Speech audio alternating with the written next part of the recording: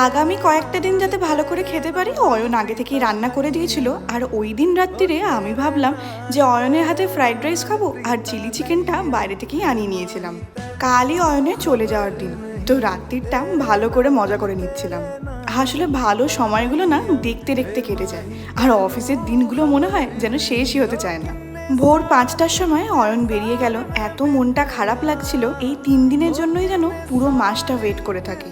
ঘরে ঢুকে যখন দুখানা চেয়ার দেখলাম, আরও যেন মনটা খারাপ হয়ে গেল। হ্যাঁ, এখন আর দরকার হবে না, এই লাইটই আমার এখন সঙ্গী। দূরে ওই অয়নের গাড়ি চলে যাচ্ছে, একটু দাঁড়িয়েই ছিলাম। যাকগে, বেশি মন খারাপ করলে তো চলবে না, কারণ আমি কিছুদিনের মধ্যেই আবার বাড়ি যাব। ওই দিনকে অফিস থেকে ফেরার সময় প্রচণ্ড বৃষ্টি হয়েছিল, আর বাড়ি এসে কাজটা একটু কমই ছিল। অয়ন তো রান্না করেই দিয়েছিল, শুধুমাত্র খাওয়াটাই বাকি। খেতে খেতে গেল কারেন্ট অফ হয়ে। এইখানে এই একটাই সমস্যা।